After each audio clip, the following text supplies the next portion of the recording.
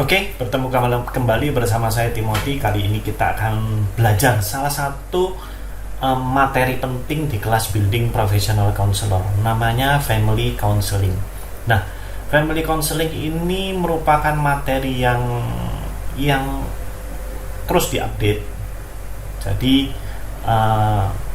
kita akan belajar tentang banyak hal di dalam keluarga itu bagaimana, dan kemudian akar masalahnya itu apa saja, apa yang bisa membuat keluarga itu berubah, dan isu-isunya apa saja. Nah, ini akan dipelajari di kelas building professional counselor dan materinya cukup panjang seperti itu.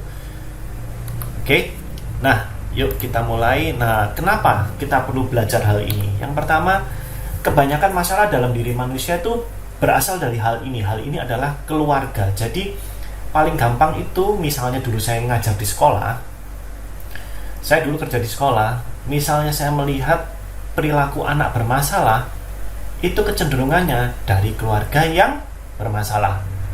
Kalaupun nggak bermasalah, ada pengabaian terhadap anak ini, jadi orang tuanya sibuk sendiri-sendiri. Nah, dinamikanya macam-macam, polanya macam-macam. Pokoknya yang kelihatan, wah ini pokoknya ya, pokoknya produknya, yaitu family product, salah satunya adalah anak. Nah, anaknya ini bagaimana perilakunya, itu bisa kelihatan ya. Misalnya ada anak yang gampang sekali, misalnya emosi itu dia teriak, mukul temennya, mukul beneran temennya. Setelah kita cek, cross check dengan orang tuanya, ternyata dia dibesarkan dengan cara mukul. Jadi papa mamanya misalnya macam-macam konteksnya. Papa mamanya kalau berantem itu saling pukul, saling teriak, saling lempar barang. Itu yang pertama. Yang kedua, kalau misalnya papa mamanya itu marah sama si anak ini, salah satu dari mereka mukul sama anak ini. Ya. Juga sama adiknya. Jadi di kepalanya anak, kalau misalnya saya emosi, maka saya boleh mukul. Ya. Dan ini sangatlah berbahaya. Oke, berikutnya family counseling ini, pelajaran tentang keluarga itu nggak ada sekolahnya. Kita belajar dari mana? Kita belajarnya dari bagaimana kita dibesarkan dulu. Jadi misalnya saya belajar tentang keluarga, ya saya akan melihat dari mana orang tua saya dulu memperlakukan saya, bagaimana mereka kelola satu keluarga. Karena secara spesifik sarjana pendidikan keluarga itu nggak ada, dan yang kita berikan ini bukan sesuatu hal yang pasti, karena kembali lagi ada tren. Nanti saya akan jelaskan di materi ini bahwa tren itu bisa merubah keluarga, tren bisa merubah kehidupan seseorang dan lain-lain. Ya, tidak ada sekolahnya untuk keluarga. Nah, terjebak tren ini apa? Yuk kita ingat-ingat ya. Kita ingat. Masih ingat nggak ada tren reptil tahun 2000, sekitar tahun 2010 lah, 10-11, di mana orang sering bawa iguana. Salah satunya iguana. Terus habis itu apa ya? Tokek, tapi tokek yang mahal, seperti itu. Satu saat saya punya kesempatan untuk memberikan seminar di acara Kementerian Pendidikan, di mana di situ dikumpulkan dosen-dosen se-Indonesia. Terus kemudian beberapa dosen ada yang ngobrol sama saya, Pak, di tempat saya itu anak-anak tuh kalau kuliah bawa reptil, seperti itu. Nah, pada saat itu di tahun ini belum ada ini ya, ini masih zamannya BlackBerry, belum ada Android ataupun iPhone yang seperti sekarang. Jadi salah satu status sosial ditunjukkan dengan saya pegang reptil apa. Misalnya Anda yang punya, ini kan levelnya masih anak ya. Kalau misalnya orang yang sudah berduit, mungkin trennya mobil, mungkin seperti itu. Nah, status sosial ditunjukkan lewat tren itu, supaya tidak ketinggalan. Mereka menunjukkan itu. Jadi ada yang bawa reptil ke sekolah lah, ular, tapi tetap di ini. Ada tuh kampusnya gede, adalah di Pulau Jawa, seperti itu. Itu tren reptil. Momo Challenge ini adalah suatu tren di mana sebenarnya tren ini adanya tahun 2018. Tren ini dari Amerika Latin. Kemudian tren ini mengajak orang untuk mengikuti sensasi rasanya mau mati. Seperti itu. Ya, sensasi rasanya mau mati. Terus kemudian, dan itu waktu itu saya sempat ngajar kelas building professional counselor. Kadang-kadang di satu sekolah itu anak SD-nya itu mencoba rasanya ini. Rasanya macam-macam. Kebanyakan sih mereka mencekik, gantung diri, nggak sampai meninggal, tapi meresahkan seperti itu. Ya, di saat-saat itu. Kalau Anda perhatikan gambar ini, dulu juga ada tren. Jadi di tahun 2000, jadi orang tua sekarang itu, misalnya contoh, saya kalau ngajar di PPC, saya memberikan contoh tren 2012 itu trennya orang tua itu pingin anaknya disiplin, karena waktu itu belum ada gadget yang, karena Android waktu itu sekitar tahun 2014 mulai booming. Terus habis itu ya masalah game, tapi sekarang game juga bukan jadi masalah lagi ya. Berikutnya ada lagi challenge-nya, yaitu Benadryl Challenge. Ini tahun 2020, tapi sampai sekarang beberapa masih terjadi, yaitu bukan Benadryl sirup ya, pil. Orang diminta, anak dan remaja. Ini kalau ini sudah ada yang meninggal. Kalau yang Momo Challenge mungkin sudah ada, tapi saya tidak menyertakan ya. Tapi kebanyakan kebetulan di lingkaran saya, alumni konselor itu meresahkan kelakuan anak-anak tersebut. Ya, kalau Benadryl sudah ada yang meninggal. Jadi sekali minum Benadryl yang pil itu bisa minum sampai 14. Seperti itu. Ayo, siapa yang masih kuat? Seperti itu. Nah, berikutnya lagi, nah ini ada sewa pacar dan teman curhat. Ini mulai terjadi after pandemi ya, yang mulai boomingnya itu sudah ada videonya, sudah ada trennya, dan ini dikelola oleh orang-orang muda seperti itu, karena mereka melihat pasarnya banyak orang yang kesepian. Karena apa? Karena cara mereka bersosialisasi buruk, mereka lebih sering berhubungan dengan gadget, sehingga caranya bersosialisasi perlu diajarkan ulang di sini. Kalau Anda notice dengan keadaan sosial sekarang, hal itu perlu diupayakan. Ya. Lalu ada tren apa lagi? AI ini artificial intelligence. Saya kemarin baru update untuk alumni konselor tentang AI dan bahayanya. Jadi AI ini adalah kecerdasan buatan. Ada negara tertentu yang memblok ini. Waktu bilang membahas tentang tren kecerdasan buatan ini, saya bilang sebenarnya ini bisa bisa diatasin ya. Sebenarnya negara bisa turut campur memblok AI ini, karena pada saat kecerdasan ini dia cerdas sekali. Anak-anak sekarang dia bisa membantu, bahkan menggantikan fungsi pekerjaan manusia. Ini kalau sumber daya nggak siap, maka bisa nganggur, nggak berdaya, terus kemudian kalah oleh teknologi. Dan ini AI sebenarnya membantu sekali. Menggunakan AI pun harus dengan berpikir yang kritis. Nanti kita akan bahas ini juga. Terus kemudian tren untuk viral. Nah, ini anak-anak sekarang itu seneng banget kalau misalnya dia punya akun Instagram itu atau TikTok itu menjadi viral. Kenapa? Pada saat menjadi viral, mereka akan menjadi pusat perhatian. Terkadang cara-cara yang tidak bermoral pun mereka lakukan karena mereka ingin mendapatkan perhatian. Ya. Berikutnya, ini yang sedang terjadi saat-saat ini, yaitu micropic. Ini belum, tapi sebentar lagi, yaitu apa? Tren untuk memelihara babi. Anda tahu babi, hewan babi? tapi mikro, kecil, kerdil, itu mungkin akan Anda temui sudah ada di rumah-rumah sebentar ke depan, dan harganya juga nggak murah ya. Jadi saya dulu nggak kebayang yang namanya babi itu jadi binatang piaraan seperti anjing dan kucing, nggak umum lah dulu, tapi sekarang akan jadi umum seperti itu. Nah, tren-tren semua ini adalah punya pesan penting sebenarnya. Ini tren yang paling FOMO sama tren kan anak muda. Kalau orang tuanya itu kan FOMO, tahu ya, fear of missing out, takut ketinggalan, takut saya nggak kedapatan, saya nggak dapet, nggak menikmati, saya harus ikut trennya sekarang supaya saya bisa diterima. Kata kuncinya adalah saya bisa diterima.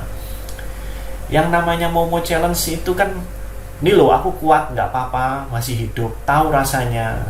Benadryl juga gitu, sewa pacar, keadaan sosialku nyuekin aku, siapa yang bisa nerima aku, siapa yang mau jadi pendengarannya aku, temenku gimana, seperti itu ya. Tren untuk viral, bahkan beberapa case yang saya tahu, ada temennya kecelakaan, bukan ditolong malah dibikinin video, dibikinkan kronologinya seperti itu. Dan itu tantangan untuk sekolah, bagaimana mendidik karakternya mereka, mengutamakan apa, mengupayakan apa untuk teman yang mungkin sedang kesulitan ya. Dan berikutnya ini adalah terjebak tren. Tadi saya sempat menjelaskan yang ini ya. Nah, tidak ada sekolahnya supaya tidak terjebak tren. Nah, berikutnya tidak ada sekolahnya karena gini, ilmu parenting itu baru tren tahun 2000-an. Jadi awalnya itu beberapa ilmu tentang kalau saya boleh pinjam istilah kontemporer psikologi yang di luar kurikulum psikologi yang pada saat saya seperti kuliah dulu, itu misalnya seperti neurolinguistic program itu baru lahir tahun 80-an, 79 80, masuk ke Indonesia akhir 90-an, 98 99. Kemudian teman-temannya mulai teman-temannya itu ya ilmu yang sejenis dengan itu, kontemporer psikologi, misalnya Sedona Method, habis itu Silva, terus kemudian teknik-teknik parenting lainnya juga itu mulai berdatangan di Indonesia dalam bentuk seminar dan kursus. Nah, sehingga pendekatan ini bisa dibilang masih baru umurnya di Indonesia, tapi ilmunya sendiri sebenarnya sudah lama ya. Oke, nah terus kemudian kita akan belajar tentang namanya dinamika manusia. Manusia itu bisa berubah. Jadi gini, kalau misalnya Anda bertemu dengan seseorang, Anda misalnya cocok dengan seseorang, Anda bisa mengalami sesuatu yang namanya dinamika, perubahan. Oh, orang ini berusaha berubah ya, tadinya dia baik, jujur, dia tuh dulu teman SD saya yang baik dan jujur, tapi kenapa gedenya seperti ini? Nah, itu manusia bisa berubah. Apa yang bisa berubah manusia? Salah satunya adalah tren. Kemudian pertemanan, komunitas baru, perkumpulan baru. Jadi kalau komunitas itu lebih ke sekumpulan orang baru, kegiatan baru, hobi baru. Contoh seperti ini. Misalnya saya Timothy. Saya ini adalah saya punya waktu secara khusus untuk family time, seperti itu. Saya punya waktu khusus untuk nemenin anak saya. Nah, satu waktu saya punya komunitas baru dan kegiatan baru. Karena kemarin ada tren sepedaan, saya ikutan naik sepeda. Pada saat naik sepeda, wah seneng ya, sehat. Ingat, yang namanya naik sepeda itu butuh waktu. Saya butuh waktu untuk keluarin sepeda saya ketemu teman saya, bareng-bareng kita touring kemana, bahkan keluar kota, seperti itu. Nah, pada saat saya harus keluar kota, itu waktu yang harus diadakan. Nah, pada saat saya harus mengadakan itu, maka dalam beberapa saat saya akan memangkas kegiatan saya bersama keluarga. Yang tadinya punya waktu makan bersama selama 1 minggu, jadinya misalnya saya pun harus keluar kota, bukan kerja, sepedaan, saya mungkin bisa-bisa 2 malam saya nggak ada di rumah karena harus keluar kota, cari trek yang enak, kemudian senang-senang sama teman-teman, pulang lagi. Positif sih, saya dapat sehat seperti itu. Tapi itu menjadikan sesuatu hal yang berubah di rumah. Yang tadinya anak saya bilang, tadinya kita bisa nonton bareng ya, nonton YouTube bareng, sekarang nggak bisa gara-gara saya harus pergi keluar.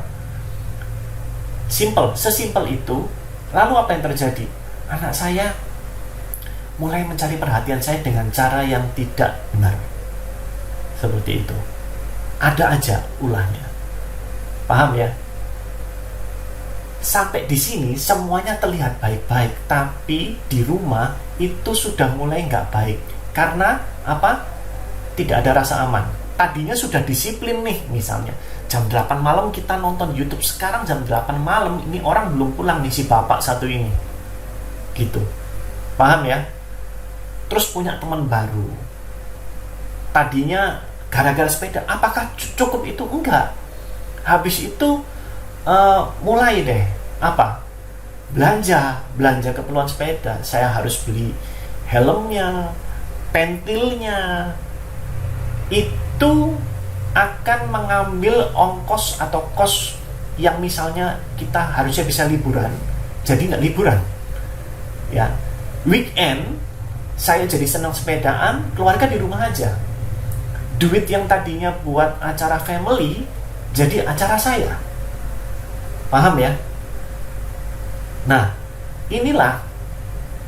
Apakah sepeda salah? Enggak, ini nggak salah. Saya cuma memberikan contoh saja. Hal-hal seperti ini bisa jadi masalah kalau tidak dikelola dengan baik. Terus kemudian saya mulai punya pertemanan baru, punya komunitas baru, yang mungkin sekarang nggak ngobrolin sepeda lagi. Yuk keluar yuk, sekarang ngopi yuk, ngopi. Ngopi apa? Ngopi meeting. Meeting apa? Meeting trip berikutnya. Tadi keluarnya itu cuma weekend. Sekarang di tengah-tengah weekend kita keluar lagi cuma buat ngopi, meeting, mikirin trip-trip berikutnya, kegiatan berikutnya bersama teman-teman sepeda. Yang tadinya saya mungkin bisa ada di rumah di tengah minggu, sekarang karena kita kerja pagi sampai sore, kita ketemunya malam. Nah, jadinya misalnya katakanlah hari Rabu malam saya keluar untuk menentukan trip berikutnya di hari Sabtu ataupun Minggu. Tadinya keluar Sabtu Minggu, sekarang kayak gini, hari Rabunya keluar juga nih. Nah, itu dinamika yang berubah karena tren pertemanan. Jadinya bisa jadi satu masalah baru. Tadinya pasangan yang punya waktu sama kita lebih banyak, jadinya kamu sekarang kok ribut sama temanmu terus sih, seperti itu. Loh, ini teman baik, teman sehat, betul, nggak ada yang salah di situ. Jadinya apa? Sesuatu yang sudah ditetapkan bersama, sudah jalan seperti biasanya, tiba-tiba berubah. Ya ini harus dikomunikasikan. Paham ya?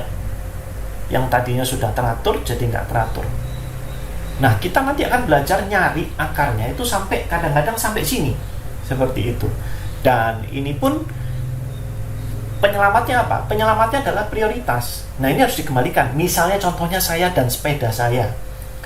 Prioritas saya apa? Nomor 1 di dalam hidup saya itu apa? Harus pikirin dulu. Kamu nomor 1-nya adalah temanmu, kesehatanmu, keluargamu, pekerjaanmu.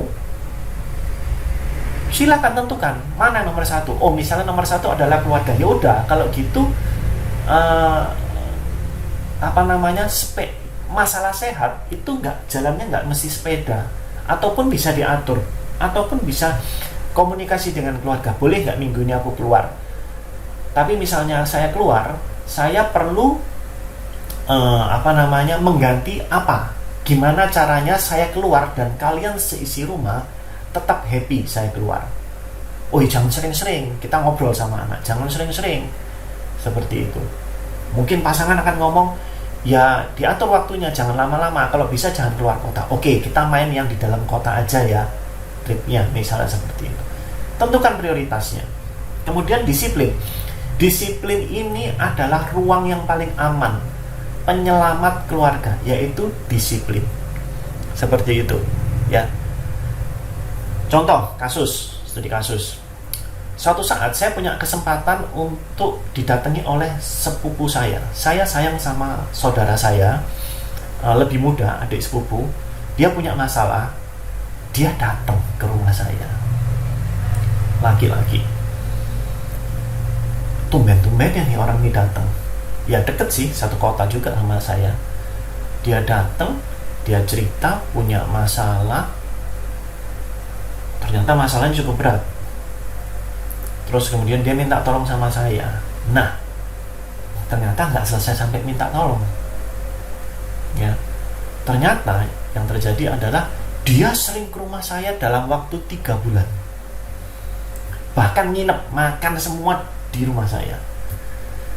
Saya nggak punya masalah dengan sepupu saya, cuma keluarga saya mungkin yang akan mungkin ruang gerak, privasi, semuanya seperti itu. Nah, dari situ saya punya prioritas. Yang paling penting keluarga saya. Kamu keluarga, tapi ini keluarga inti saya. Maka saya nggak akan sungkan sama sepupu saya ini, walaupun dia punya masalah. Saya harus punya waktu sama ngobrol sama keluarga saya, seperti itu. Ya udah, saya cuekin. Silakan kamu ada di ruangan ini, saya perlu melakukan hal-hal ini. Jadinya mereka tetap aman dan nyaman, walaupun ada kedatangan orang baru yang mungkin mungkin meminta perhatian saya sangat lebih, seperti itu. Tapi jam-jam yang biasa saya habiskan dengan mereka, tetap saya akan berusaha kreatif memangkas jam kerja saya. Kamu bisa tak ladenin jam segini ya, tolong ya, bisa di ngertiin ya. Oke, bisa kok, panggil saya Koko. Saya perlu misalnya antar jemput anak, saya perlu ngobrol, main dengan mereka, saya perlu ya family time, apapun saya tetap lakukan.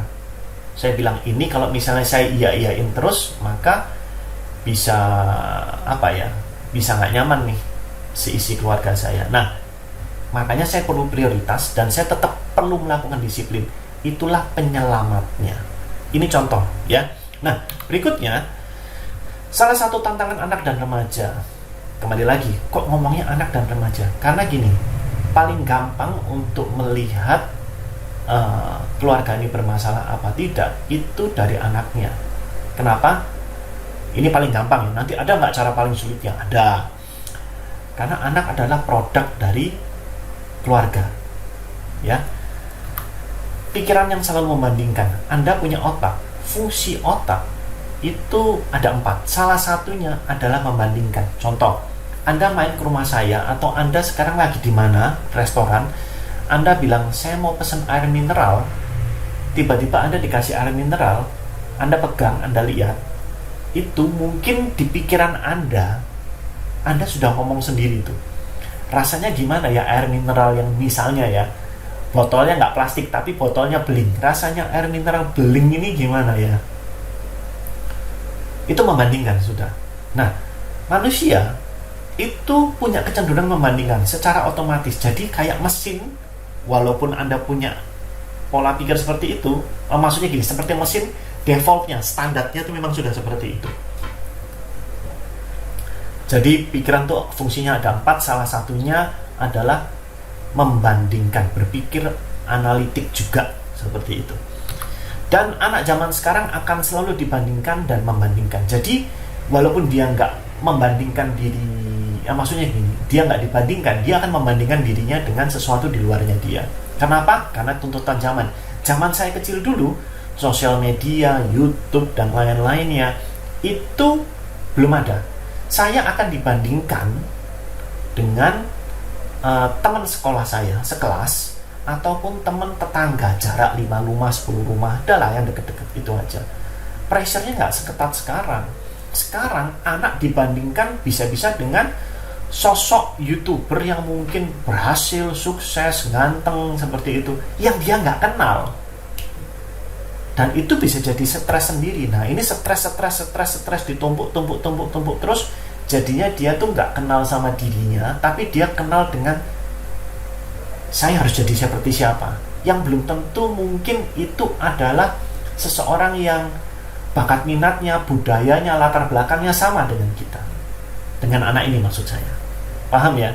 Nah, itu adalah satu tantangannya. Nah, kita akan mempelajari, ini adalah salah satu program family counseling yang ada dan diajarkan di kelas Building Professional Counselor. Misalnya Anda berminat dan mendalami lebih lanjut tentang dinamikanya, perubahannya, trennya, dan inti masalahnya, akar permasalahannya di mana, nanti kita bisa belajar, diskusi, dan berkembang bersama. Oke, segini dulu materi hari ini. Terima kasih dan sampai bertemu di pelajaran atau video lainnya. Terima kasih.